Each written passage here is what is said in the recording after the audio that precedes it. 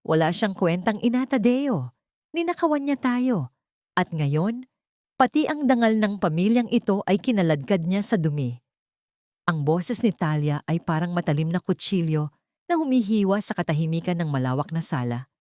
Nakatayo siya sa gitna ng kintab ng marmol na sahig. Suot ang kanyang mamahaling seda na pantulog, habang ang kanyang daliri ay nakaturo sa matandang babaeng nakayuko sa isang sulok. Ang mga mata ni Talia ay nagniningning sa galit. Isang galit na tila pinag-isipan at binalot ng pekeng sakit. Sa kabilang banda, si Aling Teresa ay tahimik na nakaluhod. Ang kanyang mga kamay, nagasgas at may mga sugat mula sa ilang dekadang paglalaba. Para mapagtapos ng pag-aaral ang anak, ay nanginginig habang yakap ang isang tumpok ng mga bagong plansang polo ni Tadeo. Iyon ang kanyang ginagawa bago bumukas ang pinto at pumasok ang mga pulis kasama ang kanyang asawa. Pinaplansa niya ang paboritong asol na barong ng anak. Iniisip kung gaano ito kagwapo kapag isisinuot sa susunod na business meeting. Ngunit ngayon, ang malinis na tela ay nababasa na ng kanyang mga luha. Si Tadeo ay nakatayo sa may pintuan, hindi pa rin binibitawan ang kanyang maleta. Ang lamig ng aircon sa loob ng mansyon ay tila pumasok hanggang sa kanyang mga buto. Tiningnan niya ang kanyang ina, ang babaeng nagturo sa kanya kung paano manalangin, ang babaeng hindi kailanman kumuha ng kahit isang kusing na hindi sa kanya. Ngunit sa harap niya, may mga dokumentong nakalatag sa mesa, mga pirma ng kanyang ina na naglilipat ng 50 milyong piso sa isang hindi kilalang account. Ma, bakit? Ang tanong ni Tadeo ay halos pabulong, puno ng pagkabaliw at hindi pananalig. Ibinigay ko sa inyo ang lahat. Bakit kailangang umabot sa ganito? Hindi sumagot si Aling Teresa. Tumingala lamang siya. Ang kanyang mga mata ay naghahanap ng kahit katiting na tiwala sa mga mata ng anak. Ngunit bago pa man siya makapagsalita, muling sumigaw si Talia. Huwag mo na siyang tanungin, Tadeo. Kitang-kita naman sa ebidensya. At alam mo ba? Sabi ni Teodoro, matagal na niyang napapansin ang kakaibang kilos ng nanay mo.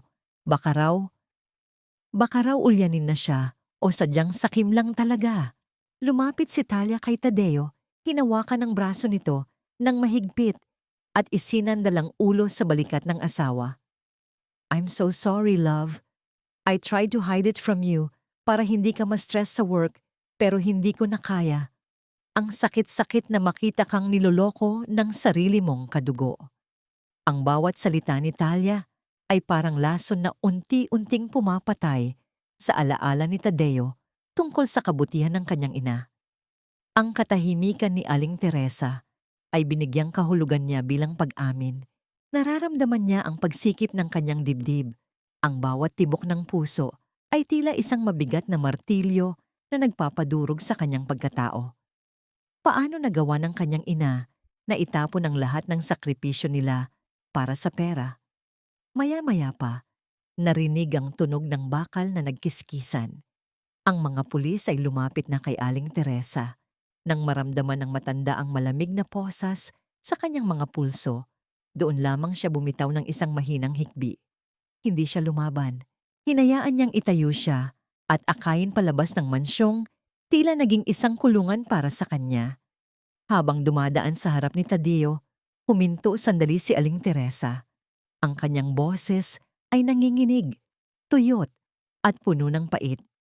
Tadeo, anak, darating ang araw, ang amoy ng katotohanan ay mas mananaig kaysa sa bango ng mga kasinungalingang nakapaligid sa iyo. Mag-iingat ka. Pinanood ni Tadeo ang pag-alis ng kanyang ina patungo sa madilim at maulang gabi. Ang kanyang anino ay unti-unting naglalaho sa ilalim ng mga ilaw ng sasakyan ng pulisya.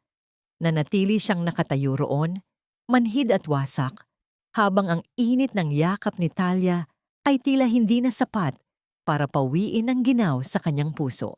Ano nga ba ang mas masakit?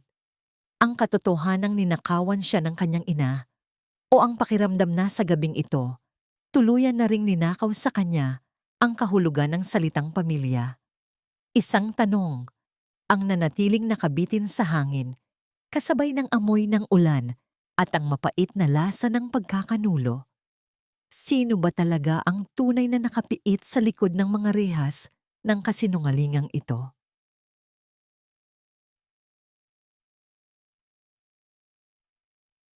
Huwag mong hayaang lamunin ka ng lungkot, Tadeo. Isipin mo naman ang anak natin. Hindi natin pwedeng hayaan na sirain ng nanay mo ang kinabukasan ng magiging baby natin. Ang tinig ni Talia ay malambot, tila isang haplos ng balahibo sa gitna ng unos. Nakaupo siya sa gilid ng kanilang malawak na kama. Dahan-dahang hinahaplos ang likod ni Tadeo na tila pasan ang buong daigdig. Ang bawat salita niya ay may kalakip na pait at tamis, isang lason na binalot sa asukal. Sa isang kamay, hawak niya ang isang pirasong papel, isang peking ultrasound result na kanina pa niya ipinapakita sa asawa upang ilihis ang atensyon nito mula sa pagkakakulong ng ina. Hindi kumikibo si Tadeo. Ang kanyang mga mata ay nakatitig sa kawalan, tila hinahanap ang mukha ng kanyang ina sa mga anino ng silid. Ang bango ng mamahaling pabango ni Talia ay sumasakal sa kanya dahil ang tanging amoy na hinahanap ng kanyang ilong ay ang amoy ng sabon at araw na laging daladala ni Aling Teresa pagkatapos ng maghapong pagtatrabaho. Ngunit ang bawat pagdududa na pumasok sa kanyang isip ay agad na dinudurog ng balitang magiging ama na siya. I know it's hard, love. Pagpapatuloy ni Talia. Ang kanyang boses ay nanginginig na parang iiyak. But look at this. Ito ang priority natin ngayon. Paano tayo makakapag-focus sa pagbuo ng pamilya kung palaging may gulo na idinudulot ng nanay mo? Teodoro even said na baka gamitin pa ng nanay mo ang pera para ipahiya tayo sa media. We have to protect ourselves. Tumayo si Tadeo at lumapit sa bintana. Pinapanood ang bawat patak ng ulan na tumatama sa salamin. Ang bawat tunog ng tubig ay parang mga bulong ng pagsisisi. Sa kanyang isip, nagtatalo ang tungkulin bilang isang anak at ang obligasyon bilang isang asawa at ama. Ang utang na loob niya sa ina ay tila isang mabigat na kadena. Ngunit ang pag-ibig niya kay Talia ay isang masilaw na liwanag na bumubulag sa kanya sa katotohanan. Gusto ko lang namang maging maayos ang lahat, Talia. Sabi ni Tadeo, ang kanyang boses ay paos at puno ng pagod. Pero hanggang ngayon, hindi ko pa rin maisip kung paano nagawa ni nanay iyon. 50 milyon? Napakalaking halaga niyon para sa isang taong hindi man lang marunong gumamit ng ATM. Isang mabilis na kislap ng inis ang dumaan sa mga mata ni Talia. Ngunit agad itong napalitan ng mapanlinlang na ngiti. Lumapit siya kay Tadeo at niyakap ito mula sa likod. Isinandal ang kanyang pisngi sa matigas na balikat ng asawa. That's exactly why, Tadeo. She's old. She's confused. Baka na-manipulate lang din siya ng ibang tao. Or maybe she just wanted to prove something. Whatever the reason is, nandito na tayo sa sitwasyong ito. We need to move on. Humiwalay si Tadeo sa yakap at naglakad patungo sa laundry room. Ang maliit na sulok ng mansyon na tanging lugar kung saan nararamdaman niya ang presensya ng kanyang ina. Doon, sa ibabaw ng plansahan, nakita niya ang asul na barong na hindi natapos plansahin ni Aling Teresa. Nang hawakan niya ang tela, naramdaman ng kanyang mga daliri ang isang matigas na bagay sa loob ng bulsa nito. Isang nakatuping papel. Mabilis niyang kinuha ito. Ang puso niya ay tumitibok ng mabilis, gaya ng mga pakpak ng ibong nakakulong.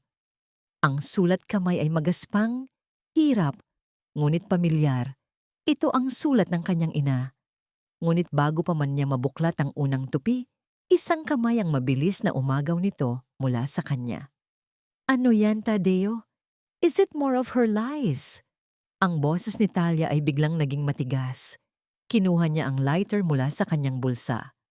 Ang lighter na ginagamit niya para sa kanyang mga scented candles. Talia, wait! Baka mahalaga yan! Sigaw ni Tadeo. Sinusubukang bawiin ang papel. Ngunit huli na ang lahat. Sa isang iglap, ang maliit na apoy ay kumapit sa gilid ng papel. Pinanood ni Tadeo ang bawat titik, bawat salita ng kanyang ina na dahan-dahang kinakain ng apoy hanggang sa maging itim na abo. Ang tanging nabasa niya bago ito tuluyang naglaho ay ang mga salitang, "Anak, huwag kang maniniwala sa I'm doing this for your peace of mind, Tadeo," sabi ni Talia habang hinipa ng huling usok mula sa nasunog na papel. Ang kanyang mukha ay kalmado, tila isang anghel na nagliligtas sa asawa mula sa isang masamang panaginip. Ayaw ko nang masaktan ka pa sa mga kasinungalingan niya. Let it go. For the sake of our baby. Naiwan si Tadeo na nakatingin sa mga abo sa sahig.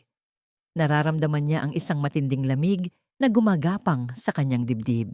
Isang bahagi ng kanyang pagkatao ang sumisigaw na may mali. Ngunit ang bawat salita ni Talia ay tila isang makapal na pader na humaharang sa kanyang pandinig. Ang maskara ni Talia ay perpekto. Walang kahit isang lamat, habang ang katotohanan ay dahan-dahang naglalaho kasama ng usok sa malamig na hangin ng gabi. Sino ang dapat niyang paniwalaan?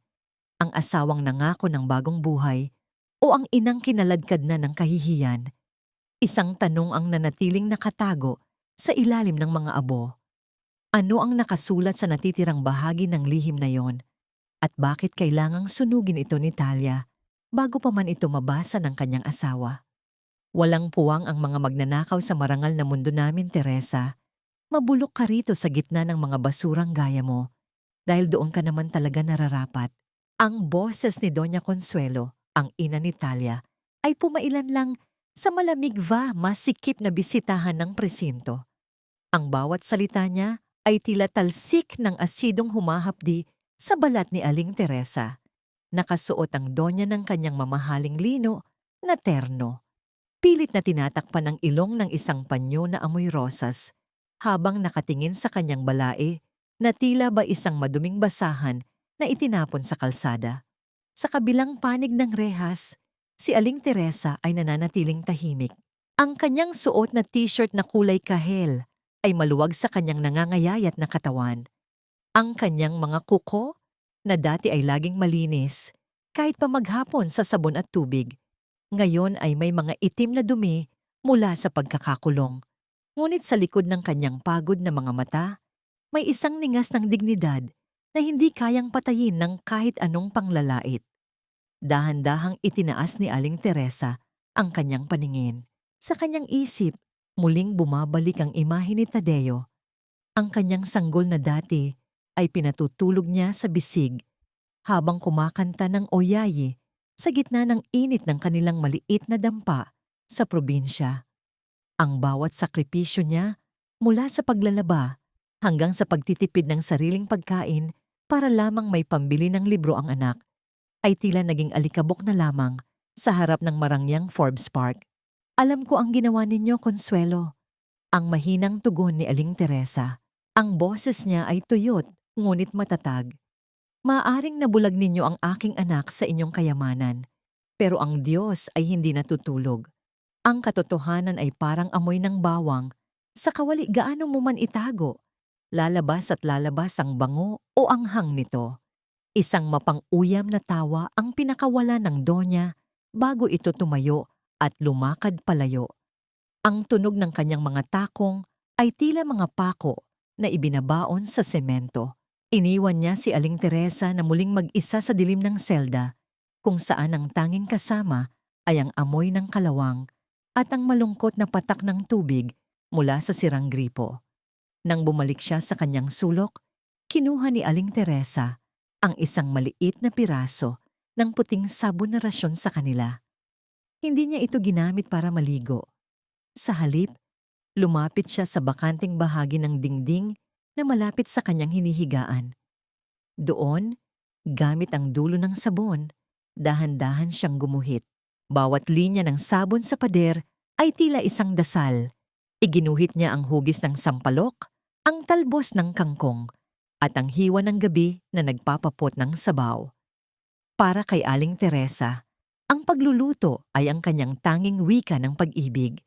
Sa bawat guhit, idinadalangin niya na sana ay maalala ng kanyang anak ang asim ng hirap na pinagdaanan nila bago ang linamnam ng tagumpay. Umaasa siya na sa bawat subo ni Tadeo ng pagkaing inihahain ni Talia, mararamdaman nito ang kawalan ng tunay na malasakit. Habang iginiguhit niya ang huling bahagi ng kanyang sining sa dingding, isang alaala ang biglang dumaan sa kanyang isip. Noong nakaraang buwan, nakita niyang may itinatagong lumang litrato si Talia sa loob ng isang mamahaling bag.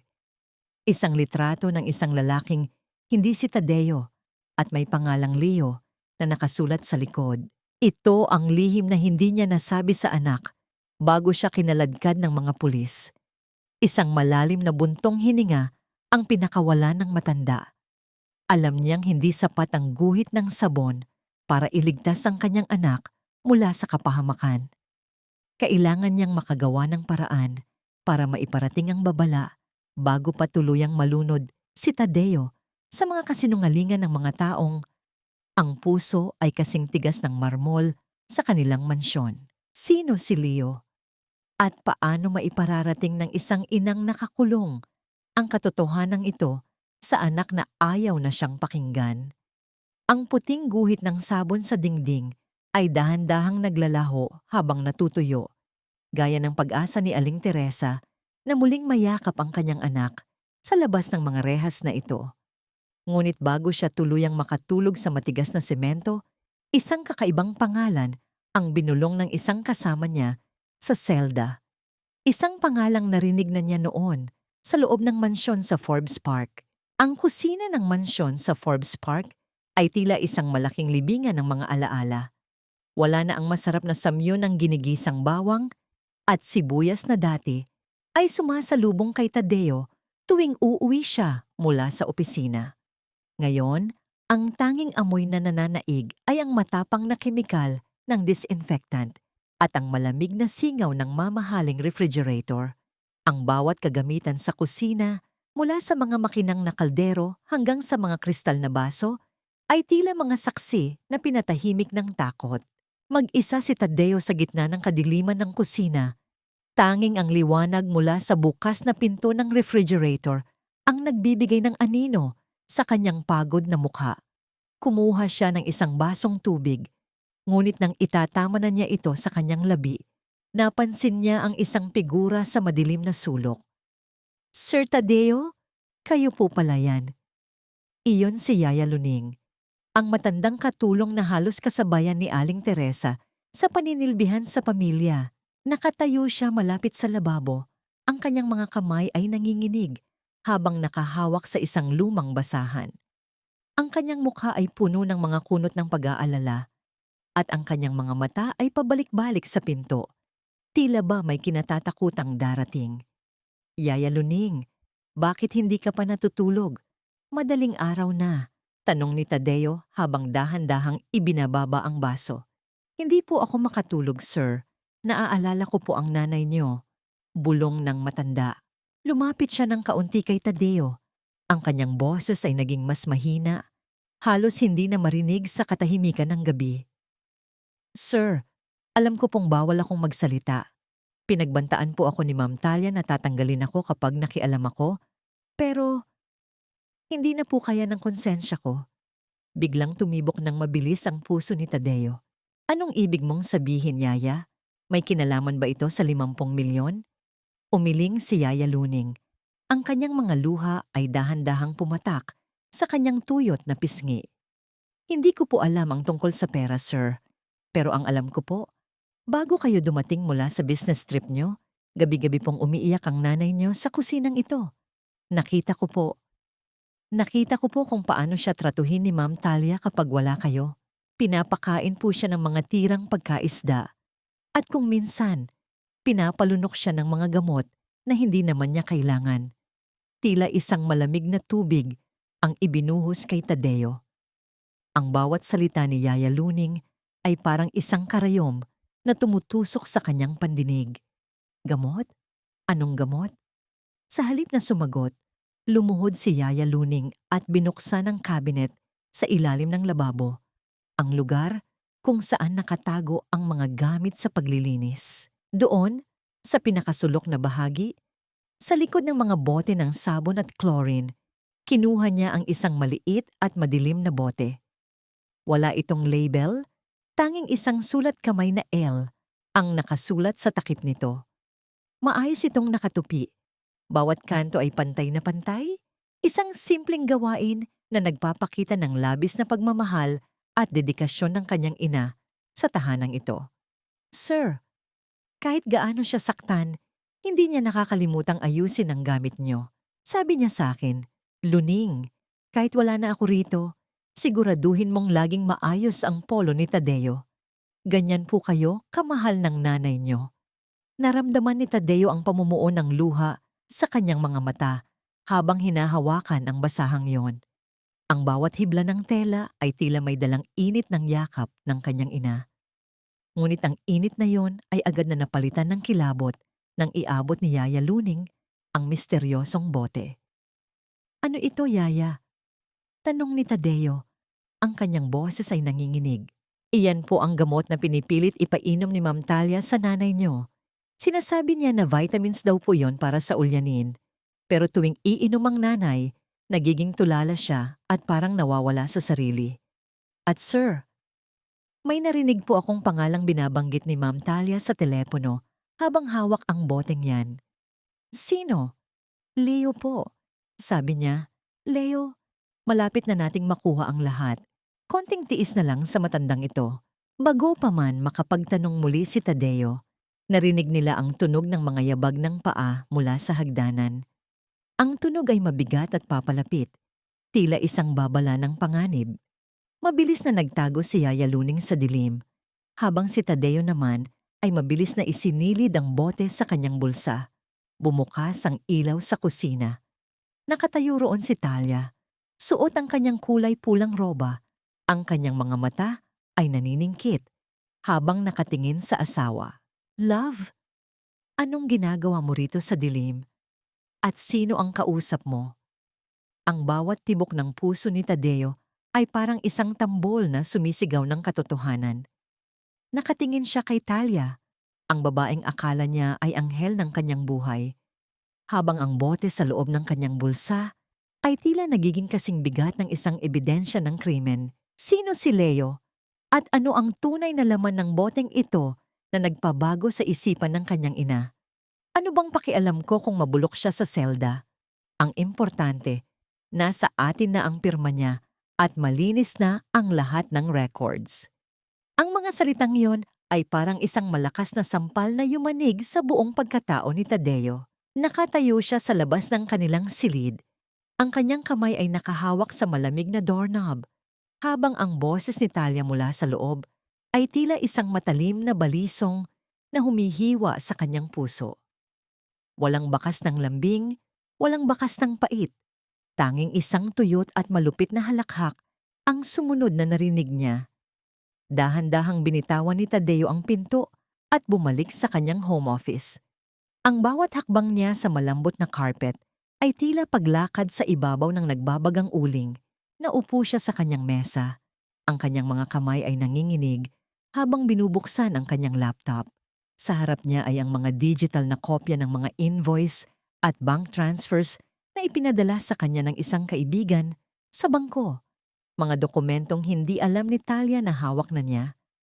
Habang binabasa ang mga numero, ang kanyang paningin ay lumabo sa namumuong luha.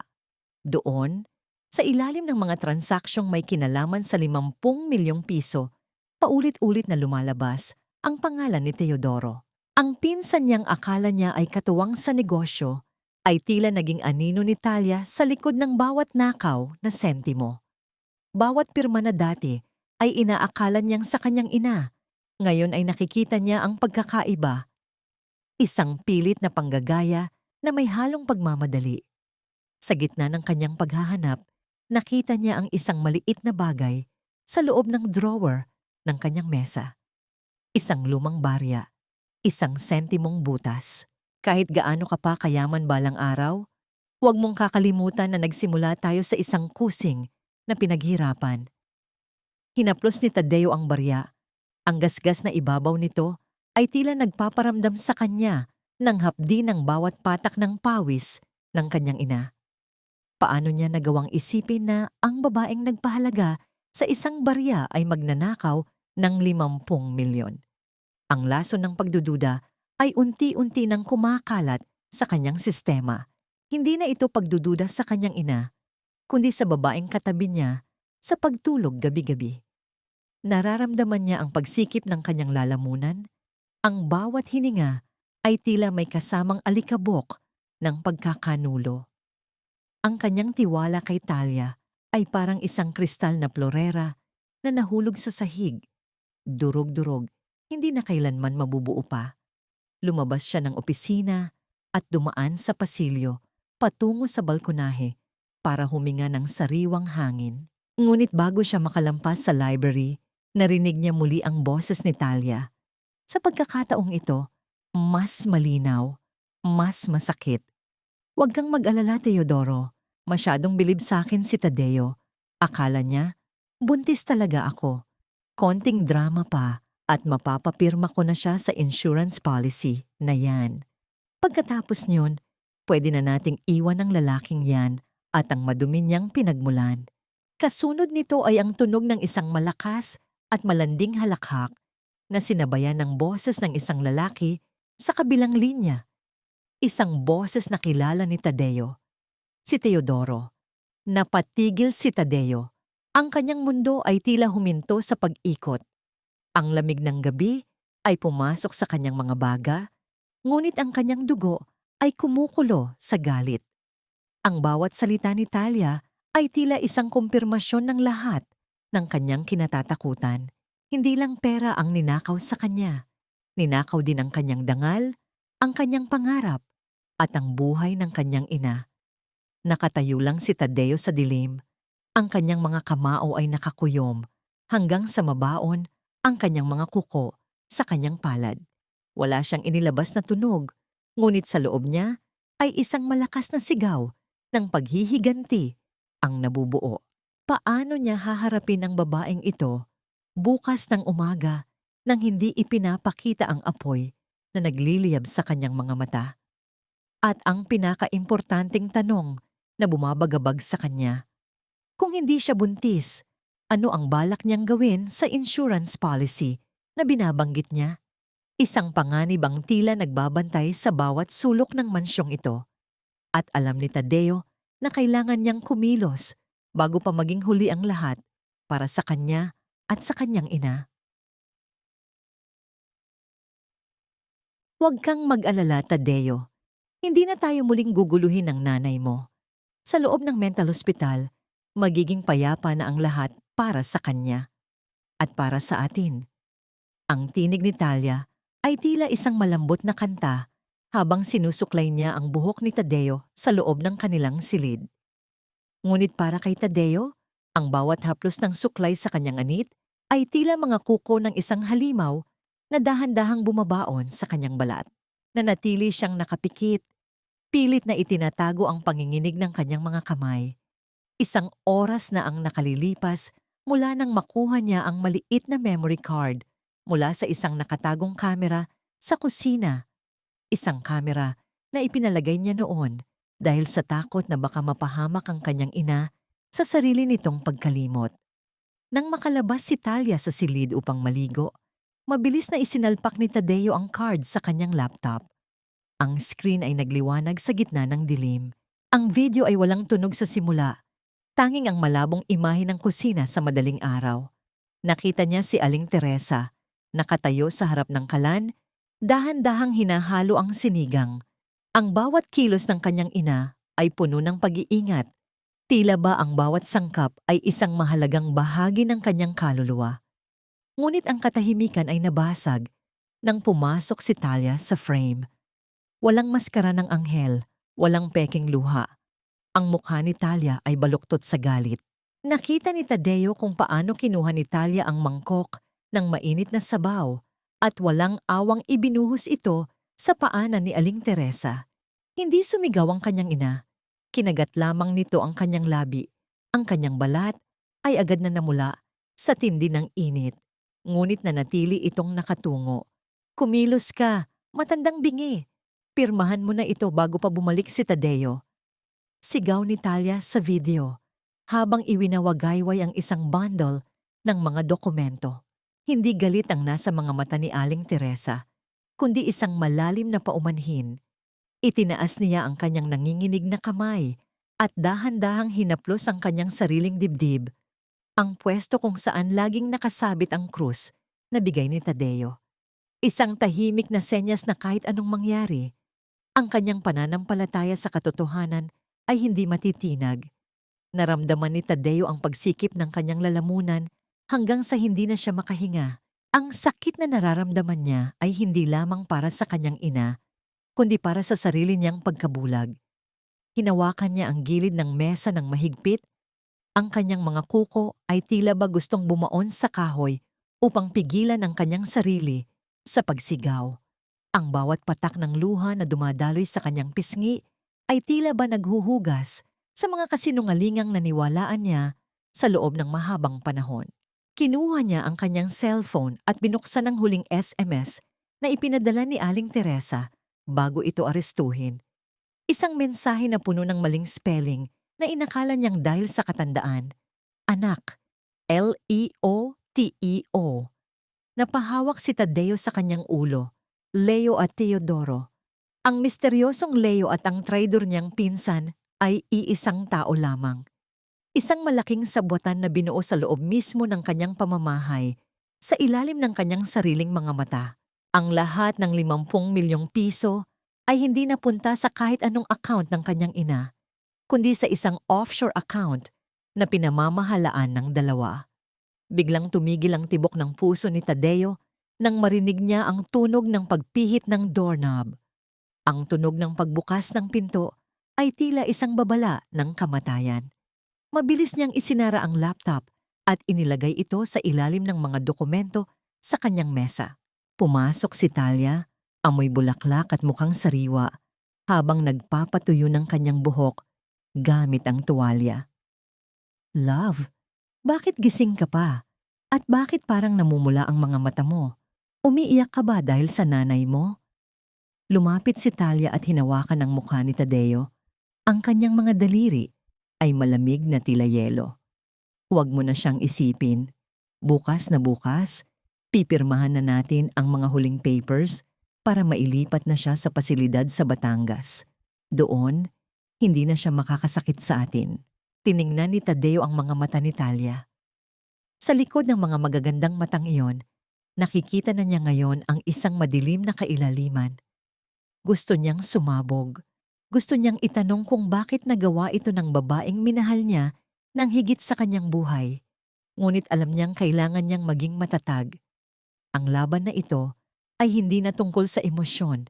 Ito ay tungkol sa katarungan para sa kanyang ina. Oo, Talia, siguro nga mas mabuti iyon. Ang tanging nasabi ni Tadeo, ang bawat salita ay tila ba isang pait na lason sa kanyang dila. Ngunit nang tumalikod si Talia upang ayusin ang kama, isang bagay ang napansin ni Tadeo sa video na naiwan pang nakapause sa kanyang isip. Sa likod ni Talia, sa cabinet sa kusina na nakabukas ng bahagya, nakita niya ang isang pamilyar na bote. Ang boteng may markang L, na itinatago ni Talia sa loob ng isang bag na may label na insurance. Ano ang kinalaman ng lason na yon sa insurance policy na binabanggit ni Talia? At sapat ba ang ebidensya sa loob ng oven para iligtas si Aling Teresa bago siya tuluyang mawala sa piling ng kanyang anak? Ang gabi ay mahaba pa at sa bawat segundo na lumilipas, nararamdaman ni Tadeo na ang panganib ay mas malapit na sa kanya kaysa sa inaakala niya. Huwag ka nang malungkot, Tadeo. Pinirmahan ko na ang lahat ng kailangang papeles. Bukas na bukas, susunduin na ng ambulansya ang nanay mo para dalhin sa pasilidad sa Batangas. Doon, may mga espesyalistang titingin sa kanyang kondisyon. It's for her own good and for our family's peace of mind. Ang tinig ni Talia sa hapagkainan ay kasing tamis ng pulot habang dahan-dahan niyang hinihiwa ang kanyang steak. Ang kintab ng pilak na kutsara at tinidor ay tila nanunukso kay Tadeo. Nakatingin siya sa asawa, ang babaeng tila isang anghel sa gitna ng liwanag ng chandelier. Ngunit sa kanyang isipan, ang imaheng nakikita niya ay ang Talia sa video. Ang babaeng walang awang nagbuhos ng mainit na sabaw sa kanyang inang nakaluhod. Hindi makasagot si Tadeo. Ang bawat subo ng pagkain ay tila isang dakot ng buhangin na bumabara sa kanyang lalamunan. Ang kanyang mga mata ay pabalik-balik sa kamay ni Talia. Ang mga kamay na may suot na mamahaling brilyante. Ang mga kamay na naging instrumento ng pagpapahirap sa babaeng nagluwal sa kanya. Nararamdaman niya ang pagsikip ng kanyang dibdib. Ang bawat tibok ng puso ay tila isang babala na malapit na siyang sumabog. Love, are you even listening? Sabi ko, kailangan nating mag-impake ng ilang gamit niya. Pagpapatuloy ni Talia, ang kanyang boses ay may halong pagkainip na pilit itinatago. I already talked to the doctors. Sabi nila, baka raw schizophrenia o demensya ang sakit niya. Kaya siya nagnanakaw at nagiging violent. Violent? Ang tanging salitang lumabas sa bibig ni Tadeo. Ang kanyang boses ay tuyot, parang lupang bitak-bitak sa tindi ng tagtuyot. Yes. Remember when she broke that expensive vase? She claimed it was an accident. Pero alam nating lahat na sinadya niya yun para makuha ang atensyon mo. Sagot ni Talia sabay haplos sa kanyang tiyan na kunwari ay may dinadalang buhay. Ayaw kong lumaki ang baby natin sa isang environment na may baliw na lola. Think about our future, Tadeo. Pagkatapos ng hapunan, nagkunwari si Tadeo na papunta sa library. Ngunit ang kanyang mga paa ay dinala siya sa madilim at malamig na kusina. Ang bawat hakbang niya sa sahig ay tila paglakad sa isang sementeryo ng mga alaala. Naalala niya ang tinago niyang SMS mula sa ina. Ebidensya ay nasa oven. Dahan-dahan siyang lumuhod sa harap ng malaking oven. Ang amoy ng kinalawang at lumang mantika ay sumalubong sa kanya. Inilawan niya ang ilalim nito gamit ang kanyang cellphone. Sa isang maliit na siwang sa likod ng paa ng kalan, nakakita siya ng isang nakatuping plastic. Nang hilahin niya ito, lumabas ang isang maliit na digital recorder at isang itim na notebook. Nanginginig ang mga kamay ni Tadeo habang binubuksan ang recorder. Isang boses ang pumuno sa katahimikan ng kusina. Ang boses ni Talia at Teodoro. Sigurado ka bang sapat na ang lason na yan para magmukhang heart attack, Talia? Baka mahalata ng mga doktor. Tanong ng boses ni Teodoro. Don't worry, Leo. Ang gamot na yan ay unti-unting nagpapahina sa puso. Kapag namatay ang matanda sa pasilidad, walang magdududa. At kapag nakuha na natin ang insurance at ang share ni Tadeo, wala na tayong kailangang ipag-alala. Magpapakalayo-layo tayo, sagot ni Talia. Ang kanyang halakhak ay parang tunog ng mga demonyong nagdiriwang. Naramdaman ni Tadeo ang pag-ikot ng kanyang mundo. Ang galit na kanina pa niya kinikimkim ay tila naging isang malaking apoy na gustong lumabas sa kanyang mga mata. Hindi lang pala ang kanyang ina ang nasa panganib. Siya rin ay bahagi ng kanilang madilim na plano. Ang asawang akala niya ay kanyang sandigan ay ang siya palang magbabaon sa kanya sa hukay. Biglang bumukas ang ilaw sa kusina. Ang biglaang liwanag ay tila isang sampal sa kanyang mga mata. Nakatayo sa may pintuan si Talia. Ang kanyang mukha ay wala ng bakas ng lambing. Ang kanyang mga mata ay nanlilisik habang nakatingin sa recorder na hawak ni Tadeo. Ang katahimikan sa pagitan nila ay tila isang tali na dahan-dahang napuputol. Anong ginagawa mo rito sa dilim, Tadeo? At ano ang hawak mong yan? Ang boses ni Talia ay malamig, matalim, at puno ng panganib. Hindi nakagalaw si Tadeo. Ang kanyang puso ay tumitibok ng kasing bilis ng isang ibong hinahabol ng maninila. Nararamdaman niya ang pawis na gumagapang sa kanyang noo habang dahan-dahang lumalapit si Talia sa kanya.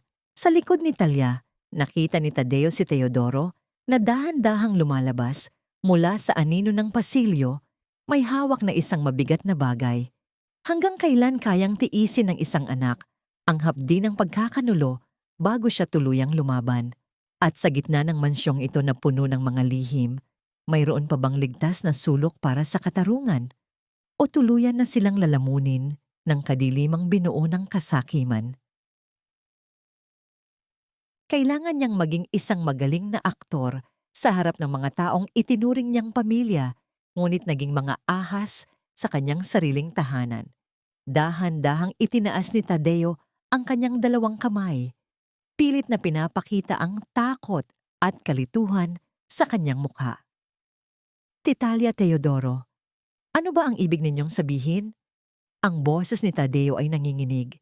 Bawat hininga niya ay tila isang pagsisikap na huwag sumabog sa galit. Anong ebidensya? Nagpunta lang ako rito para uminom ng tubig. Hindi ko kayo maintindihan. Talia, ang baby. Huwag kang magalit ng ganyan, baka mapahamak ang anak natin. Isang matalim at mapang-uyam na tawa ang pinakawalan ni Talia. Ang kintab ng kanyang mga mata ay tila nagniningas sa dilim ng kusina. Anak? Tadeo, hanggang ngayon ba ay napakabobo mo pa rin? Walang anak. Ang tiyan ko ay kasing rami lang ng hangin gaya ng mga pangako mo sa akin. Ginagamit ko lang yan para makuha ang gusto ko. Sa kabila ng katotohanang alam na ni Tadeo ang tungkol sa peking pagbubuntis, ang marinig ito ng direkta mula sa bibig ni Talia ay tila isang lason na dahan-dahang pumapatay sa huling katiting na respeto niya para sa babaeng ito. Ngunit nanatili siyang nakatitig sa kanila, naghihintay ng tamang pagkakataon. Benedict's cross na isiniksik sa kanya ni Aling Teresa bago ito arestuhin. Ang magaspang na tekstura ng kahoy sa kanyang mga daliri ay tila nagbibigay sa kanya ng lakas at linaw ng isip. Naalala niya ang boses ng kanyang ina. Anak, ang katotohanan ng iyong magiging kalasag. Hindi lang ito isang piraso ng kahoy.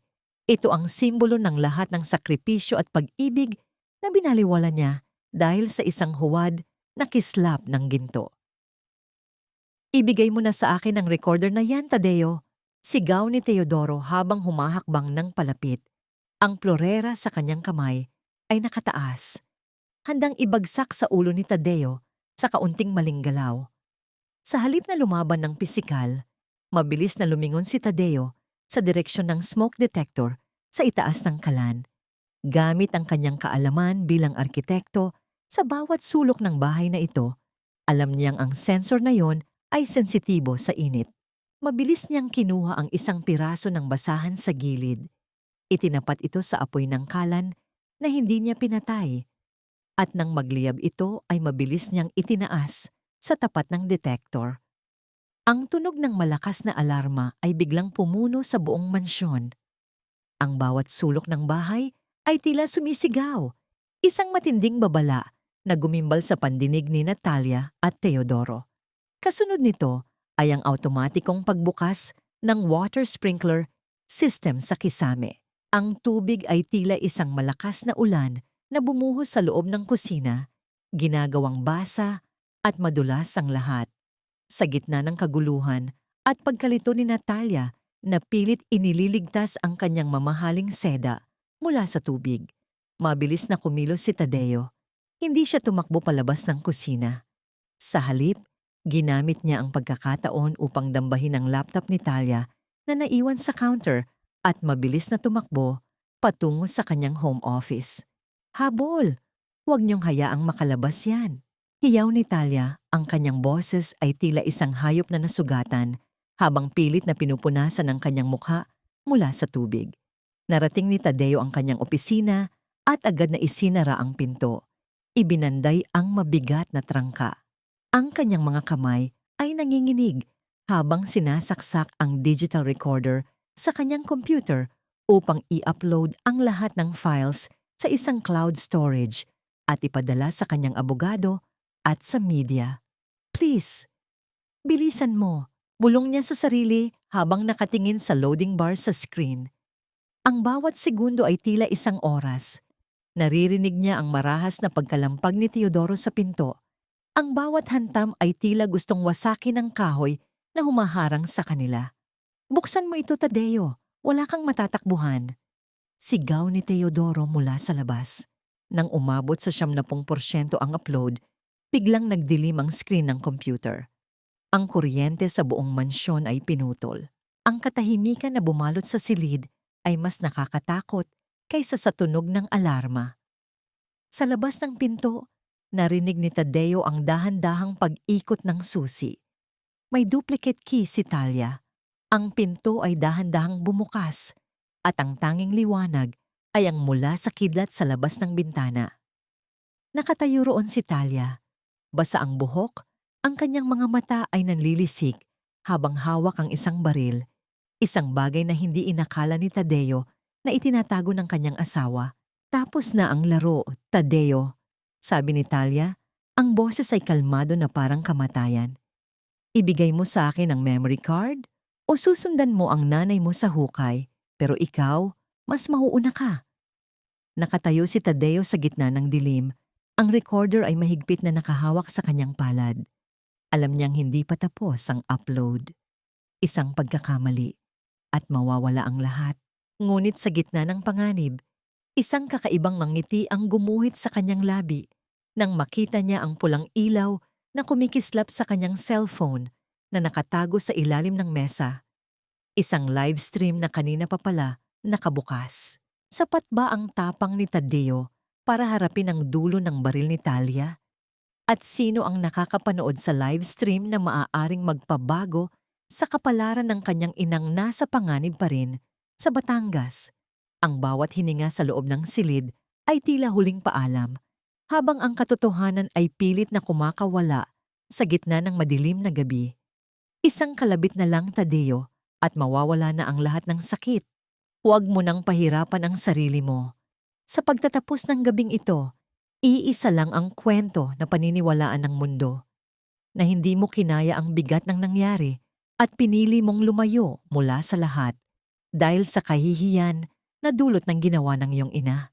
Malamig at kontrolado ang boses ni Talia, kasabay ng malalakas na ugong ng hangin mula sa labas. Nakatayo siya sa tapat ni Tadeo habang ang kanyang anino ay humahaba sa sahig ng opisina tuwing sumisiklab ang liwanag ng kidlat mula sa malalaking bintana. Ang buong silid ay nabalot ng tensyon na para bang anumang sandali ay maaari nang sumabog ang matagal ng kinikimkim na galit. Ang baril sa kanyang kamay ay matatag, walang panginginig, tila ba ang pagpatay ay isa lamang karaniwang bahagi ng kanyang marangyang pamumuhay. Ang bawat salita niya ay may halong lason, isang pagtatangkang wasakin ang huling katiting na lakas ng loob ng kanyang asawa. Nakatayo si Tadeo sa gitna ng silid. Ang kanyang mga kamay ay dahan-dahang itinaas. Nararamdaman niya ang malakas na pintig ng kanyang puso sa kanyang mga daliri.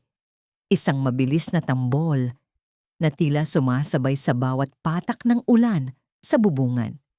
Ang pawis sa kanyang noo ay humahalo sa lamig ng tubig na bumasa sa kanya kanina mula sa sprinkler.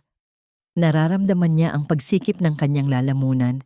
Ang bawat hininga ay tila ba humihigop ng alikabok ng pagkakanulo. Ang silid na ito, na binuo niya bilang simbolo ng kanyang tagumpay bilang arkitekto, ay tila naging isang masikip na hawla na unti-unting dumudurog sa kanya. Talia, please, isipin mo ang lahat ng pinagsamahan natin. Hindi mo kailangang gawin ito. Ang pakiusap ni Tadeo, ang kanyang boses ay paos at puno ng pagod. Ngunit sa likod ng kanyang mga mata, ang kanyang isip ay mabilis na naghahanap ng paraan. Alam niyang ang kanyang cellphone na nakatago sa ilalim ng mesa ay patuloy na naglilipat ng bawat galaw at bawat salita ni Talia sa libo-libong tao na nakatutok sa live stream. Pinagsamahan? Tadeo, ang tanging mahalaga sa akin ay ang pangalan ko at ang perang kailangan ko para mapanatili ang dangal ng pamilya ko. Ang pamilya mo? Isang amoy sabon na labandera at isang arkitektong masyadong naging emosyonal para makita ang katotohanan. You were just a means to an end, sagot ni Talia, sabay hakbang ng mas malapit. Ang kintab ng kanyang mga mata ay tila nagniningas sa dilim, isang apoy ng kasakiman na hindi kailanman mapapatay ng kahit anong dami ng tubig. Sa gitna ng tensyon, napalingon si Tadeo sa gilid ng kanyang mesa. Doon, sa ilalim ng mga nakakalat na dokumento, Nakita niya ang isang maliit na frame ng larawan. Ang mga mata ni Aling Teresa sa larawan ay puno ng pagmamalaki. Ang kanyang ngiti ay sapat na upang mapawi ang lahat ng pagod sa mundo. Naalala ni Tadeo kung paano siya nilalapitan ng kanyang ina tuwing gabi habang nagtatrabaho siya sa opisinang ito. Tahimik na inilalapag ang isang baso ng mainit na gatas bago muling aalis nang hindi nagsasalita upang hindi siya maabala. Ang sakripisyong yon, ang tahimik na pag-ibig na yon, ang nagbigay kay Tadeo ng lakas upang hindi sumuko sa harap ng baril ni Talia. Hindi mo lang ako tinalikuran, Talia. Tinalikuran mo ang pagiging tao. Bulong ni Tadeo. Ang kanyang boses ay naging matatag. Wala na ang panginginig. Akala mo ba ay mananalo ka? Ang katotohanan ay hindi parang pera na pwedeng ideposito at itago. Ang katotohanan ay parang ulan. Gaano mo man subukang iwasan, babasain ka nito hanggang sa buto. Biglang bumukas ang pinto at pumasok si Teodoro, hinihingal at basa rin ng ulan. Ang kanyang mukha ay puno ng takot. Talia, kailangan na nating umalis. Ang gate! May mga sasakyang paparating. Narinig ko ang tunog ng mga sirena mula sa kalsada. Tumahimik ka, Teodoro. Tapusin na natin ito. Hiyaw ni Talia. Ang kanyang konsentrasyon ay sandaling nawala dahil sa pagpasok ng pinsan. Iyon ang pagkakataong hinihintay ni Tadeo. Sa isang mabilis na paggalaw, dinaluhong niya ang mesa at kinuha ang kanyang cellphone. Iniharap niya ang kamera sa mukha ni Talia. Ang screen ay nagliliwanag sa gitna ng dilim ng opisina. Tingnan mo, Talia. Libu-libong tao ang nakakapanood sa iyo ngayon.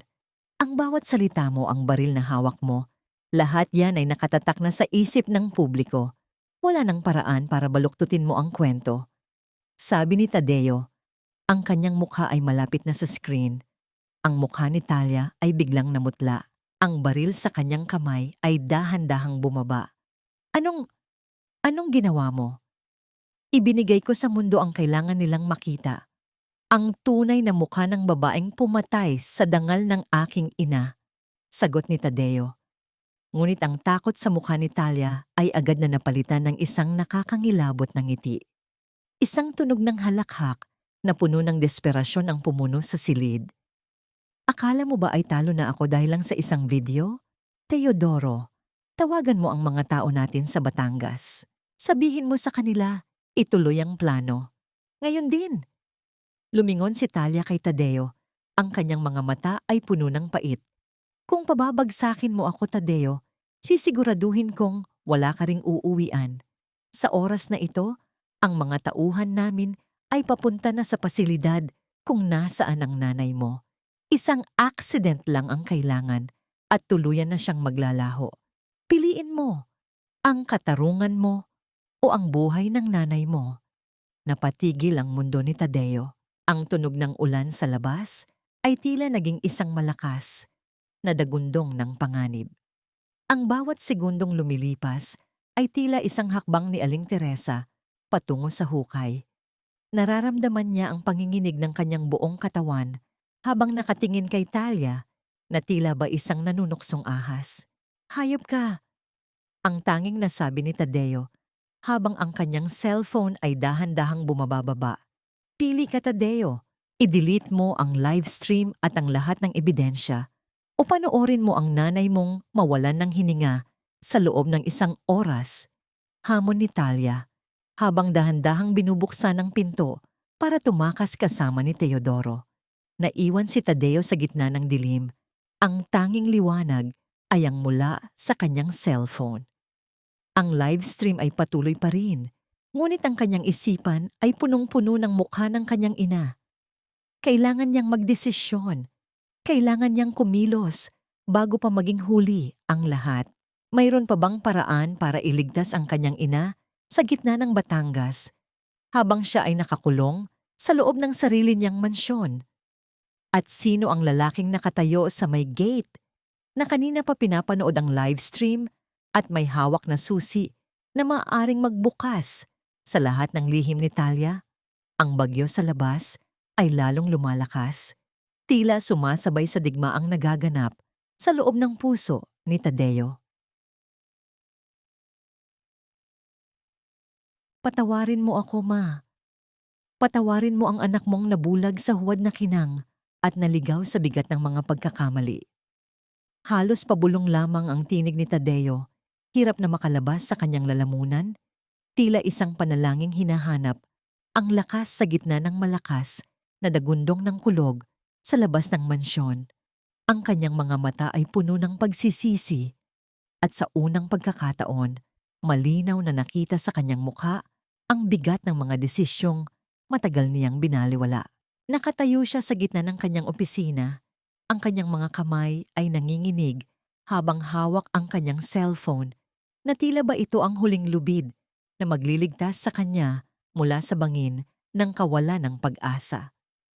Ang liwanag ng screen ay nagpapakita ng libu-libong komento ng mga taong nagagalit, nagdarasal at sumisigaw ng katarungan.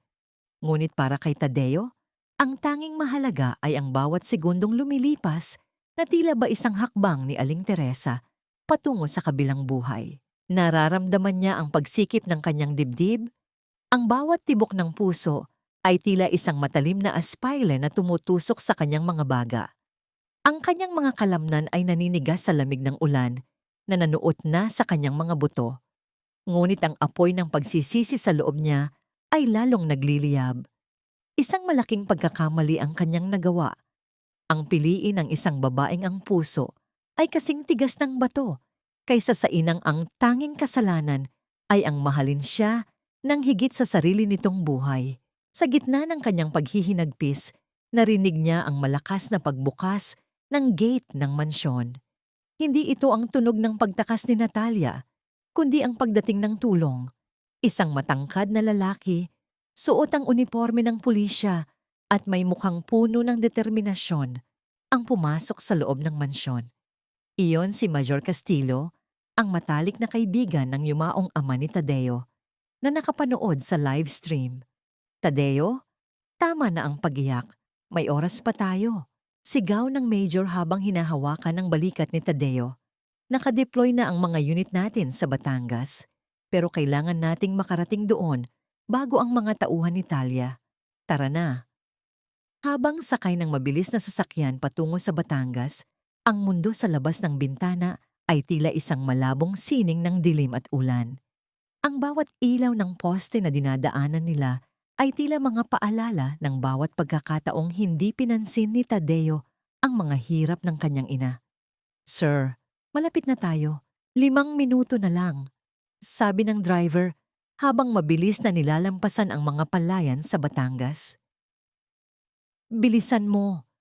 Pakiusap," bulong ni Tadeo habang ang kanyang mga mata ay nakatitig sa unahan. Sa madilim na gusali ng psychiatric facility na tila ba isang anino ng kamatayan sa gitna ng gabi. Nang marating nila ang pasilidad, ang katahimikan ay nakakabingi. Walang mga bantay sa labas, tanging ang tunog ng paghampas ng hangin sa mga puno ng kawayan. Mabilis na bumaba si Tadeo at Major Castillo. Ang kanilang mga yabag ay mabilis na tumatama sa basang semento. "Room 304, doon dinala ang nanay mo," sigaw ni Major Castillo habang tinitingnan ng data mula sa kanilang monitoring team. Tumakbo si Tadeo sa mahabang pasilyo na amoy disinfectant at kamatayan. Ang bawat pintong nadadaanan niya ay tila mga saksi sa kanyang paghihirap. Nang marating niya ang room 304, malakas niyang itinulak ang pinto. Ngunit ang loob ng silid ay walang tao. Ang puting kama ay maayos na nakatiklop. Tila ba walang sino mang humiga roon. Ang tanging nakita ni Tadeo sa ibabaw ng maliit na mesa ay isang basong tubig na may natitirang puting pulbos sa ilalim at isang hiringgilya na wala ng laman na nakalapag sa sahig. "Ma? Nasaan ka?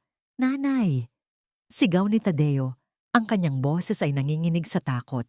Isang mahinang tunog ng pagkakaladkad ang narinig niya mula sa fire exit sa dulo ng pasilyo. Nang lumingon siya, nakita niya ang isang anino ng 2 lalaki na may hilahilang isang figura na nakabalot sa puting tela. Kasunod nito ay ang boses ni Talia na tila ba galing sa kailaliman ng lupa. Huli ka na, Tadeo. Ang gamot ay pumasok na sa kanyang dugo. Sa loob ng ilang minuto, ang kanyang puso ay titigil na sa pagtibok at walang sinumang doktor ang makakapagsabi na hindi ito isang natural na atake sa puso dahil sa kanyang edad. Nakatayo si Talia sa may dulo ng hagdanan, basa ang kanyang bestida, ang kanyang mukha ay puno ng isang uri ng kabaliwan na tila ba wala na siyang pakialam sa mundo. Hawak pa rin niya ang baril. Ngunit sa pagkakataong ito, nakatutok ito sa figurang nasa sahig, ang kanyang inang si Aling Teresa. Huwag, Talia, pakiusap.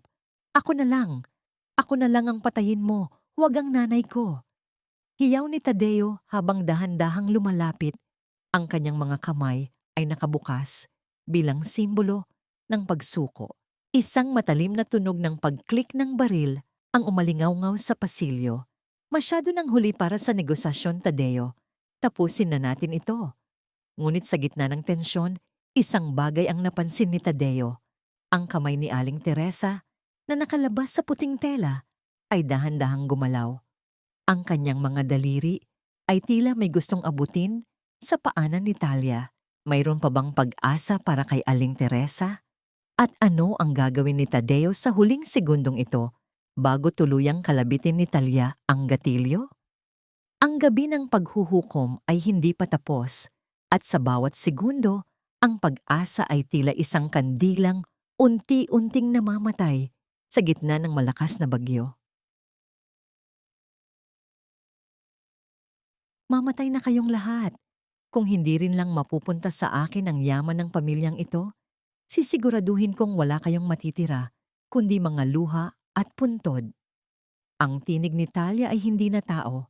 Ito ay tila isang unggol ng isang sugatang hayop na nakulong sa sarili nitong bitag. Nakatayo siya sa dulo ng pasilyo, ang kanyang buhok ay gulo-gulo, at ang kanyang mga mata ay nanlilisik sa tindi ng desperasyon. Ang baril sa kanyang kamay ay nakatutok sa dibdib ni Aling Teresa, habang ang bawat paghinga niya ay tila may kasamang amoy ng asupre at galit. Ang katahimikan ng gabi sa Batangas ay binalot ng isang mabigat na tensyon na tila ba ang bawat segundo ay isang pakho na ibinabaon sa puso ni Tadeo. Nakatitig si Tadeo sa kanyang ina, ang bawat kunot sa noo ni Aling Teresa, ang bawat puting buhok, at ang bawat sugat sa kanyang mga kamay ay tila mga pahina ng isang aklat ng sakripisyo na ngayon lamang binabasa ni Tadeo ng malinaw. Nararamdaman niya ang isang matinding hapdi sa kanyang dibdib, ang bawat tibok ng puso ay tila isang pagsisisi na hindi na matatapos. Ang lamig ng semento sa ilalim ng kanyang mga tuhod ay hindi kasing sakit ng katotohanang hinayaan niyang umabot. Sa puntong ito ang lahat. Huwag, Talia. Pakiusap, maawa ka. Ang bulong ni Tadeo, ang kanyang boses ay nanginginig sa takot. Ibibigay ko ang lahat. Ang kumpanya, ang mansyon, ang pera. Kunin mo na ang lahat, huwag mo lang saktan ang nanay ko.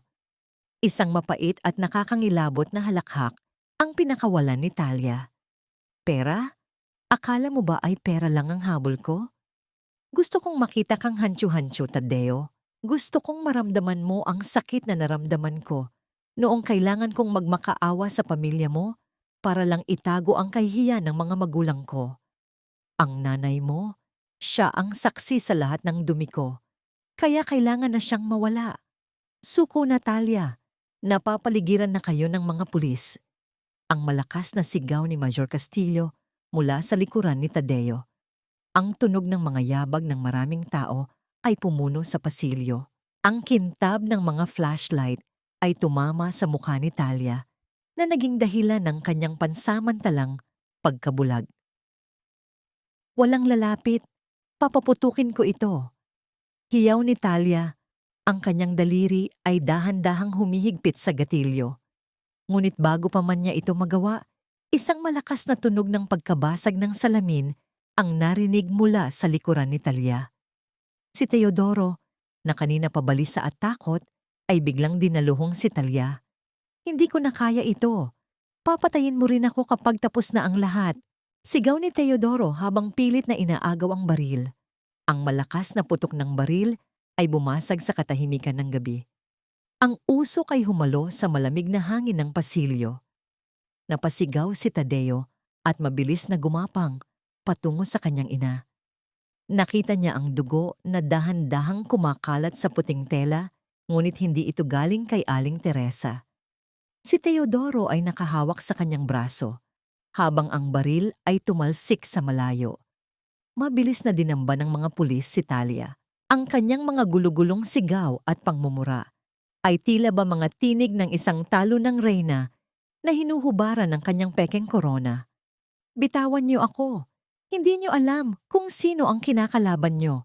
Tadeo, isinusumpa kita. Isinusumpa ko ang pamilya niyo. Hindi na lumingon si Tadeo. Ang buong mundo niya ay nakatuon lamang sa kanyang ina.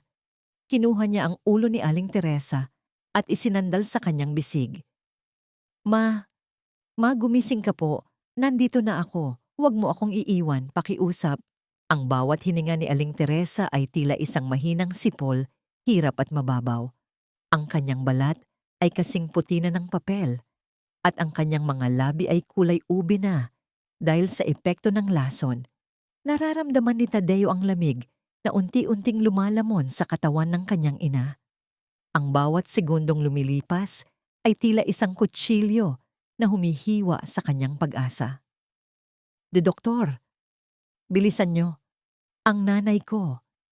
Hiyaw ni Tadeo habang ang mga medik ay mabilis na lumalapit na may dalang stretcher. Isang huling tingin ang ibinigay ni Aling Teresa kay Tadeo bago dahan-dahang pumikit ang kanyang mga mata. Isang mahinang bulong ang lumabas sa kanyang mga labi. Isang salitang tila ba, huling habilin ng isang inang walang ibang hangad kundi ang kabutihan ng anak. Patawad. Naiwan si Tadeo na nakaluhod sa gitna ng malamig na pasilyo. Ang kanyang mga kamay ay puno ng dugo ng kanyang ina. Ang tunog ng sirena ng ambulansya ay unti-unting lumalayo. Tila ba dala-dala ang huling pintig ng buhay ni Aling Teresa. Ang gabi ay madilim pa rin. At sa gitna ng pagkapanalo laban sa kasamaan, nararamdaman ni Tadeo ang isang matinding takot. Ang takot na baka ang katarungan ay dumating sa panahong wala na ang taong dapat na pag-alayan nito. Mananatili bang buhay si Aling Teresa upang makita ang bagong simula na ipinangako ni Tadeo? O ang tagumpay na ito ay magiging isang panghabambuhay na paalala ng kanyang mga pagkakamali?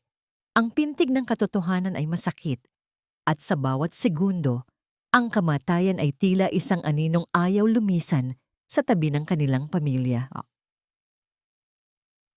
Nanay, gising ka na po. Nandito na tayo sa bahay, sa totoong bahay natin. Ang tinig ni Tadeo ay malambot, tila isang banayad na haplos ng hangin sa madaling araw. Nakaupo siya sa tabi ng kama ni Aling Teresa, hindi sa malawak at malamig na mansyon sa Forbes Park, kundi sa kanilang maliit, ngunit maaliwalas na bahay sa probinsya. Ang sikat ng araw ay dahan-dahang sumisilip sa bintanang yari sa kapis, nagbibigay ng gintong liwanag sa mukha ng kanyang ina na dahan-dahang bumabalik ang kulay. Ang bawat paghinga ni Aling Teresa ay tila isang himala, isang musikang nagbibigay ng buhay sa bawat sulok ng silid na amoy tuyong damo at sariwang hangin. Isang buwan na ang nakalilipas mula nang mangyari ang trahedya sa Batangas. Ang bawat araw na lumipas sa ospital ay tila isang taon ng pagdurusa para kay Tadeo. Nararamdaman niya ang pagsikip ng kanyang dibdib sa tuwing naaalala niya ang hitsura ng kanyang ina na nakikipaglaban sa kamatayan. Ngunit sa bawat gabing nakaupo siya sa tabi nito, binubulong niya ang lahat ng mga salitang hindi niya nasabi noon. Ang mga pasasalamat, ang mga paghingi ng tawad, at ang mga pangakong hinding-hindi na muling mababali. Dahan-dahang iminulat ni Aling Teresa ang kanyang mga mata. Nang makita niya si Tadeo, isang matamis at mahinang ngiti ang gumuhit sa kanyang mga labi. Itinaas niya ang kanyang kamay na kahit may mga bakas pa ng mga turok ng swero ay nananatiling mainit at mapagmahal. Anak, Tadeo! Bulong ng matanda. Dali-daling kinuha ni Tadeo ang kamay ng kanyang ina at idinikit ito sa kanyang noo. Ito ang kanyang pagmamano, isang simbolo ng paggalang at pagsisisi na matagal niyang kinalimutan sa gitna ng kanyang paghahangad ng yaman. Naramdaman niya ang init ng balat ng kanyang ina. Ang bawat gatla sa palad nito ay tila isang mapa ng kanyang nakaraan, isang paalala kung gaano siya kamahal ng babaeng ito. Ang bawat patak ng luha ni Tadeo ay bumabasa sa kamay ng kanyang ina, tila ba naghuhugas sa lahat ng sakit at pait ng nakaraan. Patawad po, nanay. Patawad dahil mas pinaniwalaan ko ang ginto kaysa sa iyong puso. Hikbi ni Tadeo, ang kanyang boses ay nanginginig sa tindi ng emosyon. Magsisimula tayo muli, ma. Wala ng Forbes Park, wala ng Talia, tayo lang dalawa. Nang tikman ni Tadeo ang sabaw, naramdaman niya ang tunay na asim ng sampalok na humahalo sa linamnam ng karne. Ito ang lasa ng kanyang pagkabata, ang lasa ng tunay na tahanan. Nanay, ito ang pinakamasarap na sinigang sa buong mundo. Wala itong katumbas na kahit anong halaga. Anak, ang buhay ay parang sinigang. Muling sabi ni Aling Teresa, habang pinupunasan ng pawis sa noo ni Tadeo gamit ang kanyang lumang panyo. Kailangan ng asim para lumabas ang tunay na sarap. Ang hirap na pinagdaanan natin ang nagpapatatag sa atin.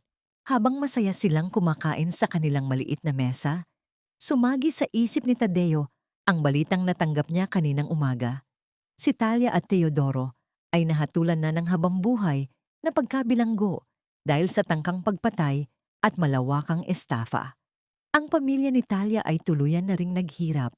Ang kanilang pangalan ay naging kasing kahulugan ng kahihiyan sa buong bansa. Ngunit para kay Tadeo, ang karma ay hindi na mahalaga. Ang mahalaga ay ang babaeng nasa harap niya ngayon, na dahan-dahang humihigop ng sabaw at nakatingin sa kanya ng may buong pagmamahal. Nararamdaman ni Tadeo ang isang uri ng kapayapaan na hindi niya naramdaman sa loob ng mahabang panahon. Ang bawat tibok ng kanyang puso ay tila isang pasasalamat sa Panginoon dahil sa pangalawang pagkakataon. Ang sugat sa kanyang puso ay nagsisimula ng maghilom. Tila ba, ang bawat haplos ng kanyang ina ay isang gamot na pumapawi sa lahat ng sakit. Ngunit sa gitna ng kanilang kasiyahan, isang kumatok sa kanilang pinto. Isang batang babae, suot ang isang simpleng puting damit, ang nakatayo roon. May dala siyang isang maliit na sobre. Isang sobreng may tatak ng bangko na matagal nang kinalimutan ni Tadeo. Sir Tadeo, may sulat po para sa inyo mula po sa abogado ni Talia. Napatigil si Tadeo. Ang kanyang puso ay muling tumibok ng mabilis. Ano pa ang gustong iparating ng babaeng sumira sa kanilang buhay? Mayroon pa bang lihim na nakatago sa likod ng mga rehas ng kulungan? At sapat ba ang katahimikang nahanap nila sa probinsya upang harapin ang huling anino ng nakaraan? Ang dapit hapon ay dahan-dahan nang lumulubog, ngunit sa puso ni Tadeo, ang laban para sa tunay na kaligayahan ay tila nagsisimula pa lamang.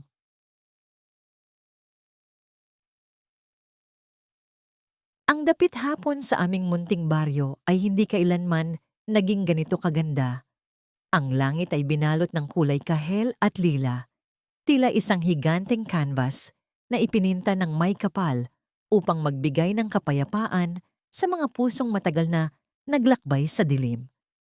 Nakaupo ako sa balkonahe, hawak ang sobrang galing sa abogado ni Talia. Sa loob nito ay hindi isang banta, kundi isang huling pag-amin, isang liham na puno ng tinta ng pagsisisi at mantsa ng mga luhang huli na para sa pagpapatawad. Isinaad ni Talia sa kanyang sulat na ang lahat ng kanyang ginawa ay bunga ng isang hungkag na pagkatao na pilit pinupunan ng kinang ng ginto. Inamin niya ang lahat ng kanyang pagkakamali, ang kanyang pakikipagsabuatan kay Teodoro, at ang katotohanan kailanman ay hindi niya natutunang mahalin ang sarili, kaya't hindi siya natutong magmahal ng iba. Kasama ng liham ay ang titulo ng maliit na lupang kinatatayuan ng aming bahay ngayon. Ang tanging bagay na naisalba niya mula sa pagkaka-freeze ng kanyang mga asset na ibinalik niya sa amin bilang huling hiling ng kanyang nalalabing dangal. Dahan-dahan kong itinupi ang papel. Ang tunog ng pagkuskus ng tuyong papel sa aking mga daliri ay tila isang paalam sa isang kabanata ng aking buhay na puno ng sakit at pagdurusa. Ngunit sa pagkakataong ito, wala na ang galit. Ang nararamdaman ko ay isang malalim na paghinga, isang pagpapakawala sa bigat na matagal nang dumadagan sa aking dibdib. Lumabas si nanay mula sa loob ng bahay, may hawak na 2 baso ng malamig na palamig. Ang bawat hakbang niya ay matatag na. Wala na ang panginginig na dulot ng lason at takot. Ang kanyang mukha ay maliwanag. Ang bawat kunot sa kanyang balat ay tila mga guhit ng karunungan at katatagan. "Anak, ano ang sabi sa sulat?" Tanong niya habang dahan-dahang nauupo sa tabi ko. "Wala na po, ma. Tapos na ang lahat." Humihingi siya ng patawad. Sagot ko habang iniabot sa kanya ang baso. Tumingin si nanay sa malayo, sa mga puno ng niyog na sumasayaw sa ihip ng hangin. Ang pagpapatawad, Tadeo, ay hindi ibinibigay dahil karapat-dapat ang kabilang panig. Ibinibigay natin ito dahil karapat-dapat ang ating mga puso na mamuhay ng may kapayapaan. Pinatawad ko na siya, anak, noong gabing nasa ospital tayo. Ayaw kong dalhin sa hukay ang bigat ng galit. Nahanap na namin ang katarungan hindi lamang sa loob ng korte, kundi sa loob ng aming sariling tahanan. Ang tunay na yaman ay wala sa kintab ng marmol sa Forbes Park, kundi sa linamnam ng pagkaing pinagsasaluhan ng may malinis na konsensya at sa init ng pagmamahal na hindi kayang bayaran ng 50 milyong piso. Ang gabi ay dahan-dahan nang bumabalot sa paligid, ngunit sa loob ng aming maliit na bahay, ang ilaw ng pag-asa ay mananatiling nagniningas. Habang naririnig ko ang huni ng mga kuliglig at ang mahinang pag-awit ni nanay ng kanyang paboritong himig, alam kong sa wakas, kami ay nakauwi na sa aming tunay na simula.